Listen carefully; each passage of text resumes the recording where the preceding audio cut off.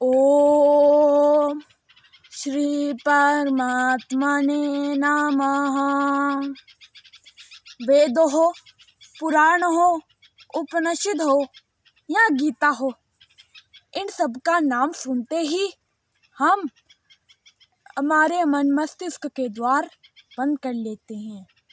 हमारी धारणा बन चुकी है कि ये सब चीज़ें बहुत ही कठिन है और हमारे समझ में नहीं आएगी। स्वार्थी मन कहता है कि इन सब को समझने से मुझे आखिर लाभ क्या होगा।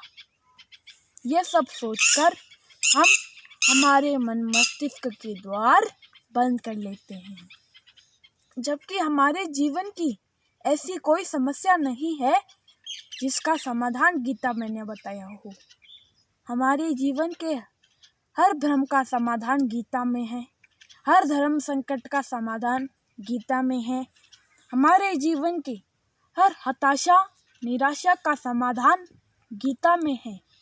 इसलिए गीता की ओर लौटिए, आपका जीवन आत्मविश्वास से भर जाएगा। तो आइए चलते हैं गीता के 18 अध्यायों के अध्ययन के मार्ग पर। यहाँ हम धर्म की बड़ी बड़ी बातें नहीं करेंगे, बल्कि हमारे व्यवहारिक जीवन की व्यवहारिक समस्याओं का व्यवहारिक समाधान बताएंगे।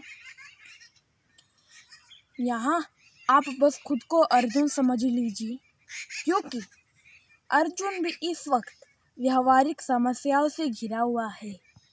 यहाँ हमें हमारी समस्या का समाधान स्वयं भगवान कृष्ण बताएंगे।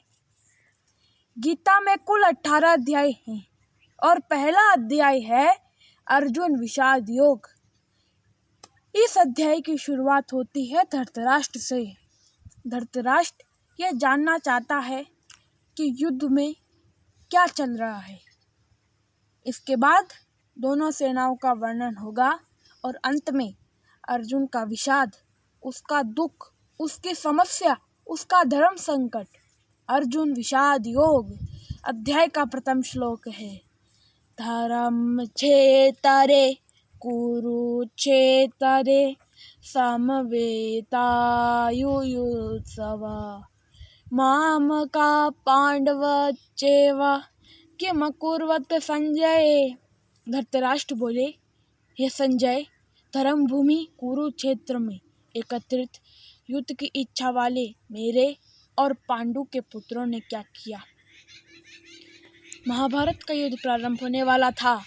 एक तरफ थी पांडवों की सेना और दूसरी तरफ थी कौरवों की सेना। धृतराष्ट्र अपने महल में बैठे थे। वह संजय से जानना चाहते थे कि युद्ध में क्या चल रहा है। वह वही संजय है जिनको दिव्य दृष्टि प्राप्त थी। वह कहीं दूर होकर भी किसी भी घटनाक्रम को देख सकते थे।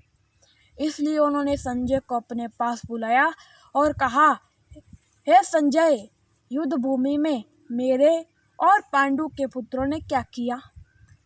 यहाँ पर जो धृतराष्ट्र ने शब्द इस्तेमाल किए, मेरे और पांडु के पुत्रों ने क्या किया, उससे साफ पता चलता है कि उनके मन में पुत्र मोह था। वरना वह ये कहते कि युद्ध भूमि में मेरे पुत्रों ने क्या किया। जब परिवार में आप बड़े हों तो आपको अपने मन के अंदर किसी भी तरीके का मोह नहीं रखना चाहिए, और जब परिवार में कोई विवाद हो जाए तो ये मोह बिल्कुल त्याग देना चाहिए और न्याय क्या कहता है उसका अनुसरण करना चाहिए। धृतराष्ट्र ऐसा नहीं कर पाए और वह न्याय के मार्ग पर नहीं चल पाए। संजय ने धृतराष्ट्र के वचन सुने और कहा, संजय उवाच दृष्ट्वा तु पाण्डवानीकं व्यूढं दुर्योधनस्तदा आचार्यमुपसंगम्य राजा वचनं ब्रवीत। संजय बोले, उस वक्त राजा दुर्योधन ने व्यूह रचना युक्त पांडवों की सेना को देखकर और द्रोणाचार्य के पास जाकर ये वचन कहे। इस श्लोक में समझने वाली बात है कि दुर्योधन सबसे पहले शत्रु सेना का निरीक्षण करता है। एक अच्छे योद्धा का गुण होता है कि वह अपने शत्रु का ठीक से आकलन करे। हमें भी अपने जीवन में कोई कार्य करने से पूर्व उस कार्य का ठीक से आकलन करना चाहिए। आकलन करने के फायदे, शत्रु जो प्रहार करेगा मुझसे भयभीत नहीं होंगे, क्योंकि हमें पहले ही पता है कि शत्रु किस वक्त कौन सा प्रहार करेगा और हम मानसिक रूप से तैयार रहेंगे। आगे के श्लोकों की जानकारी आपको अगले वीडियो में दी जाएगी। जय श्री कृष्ण।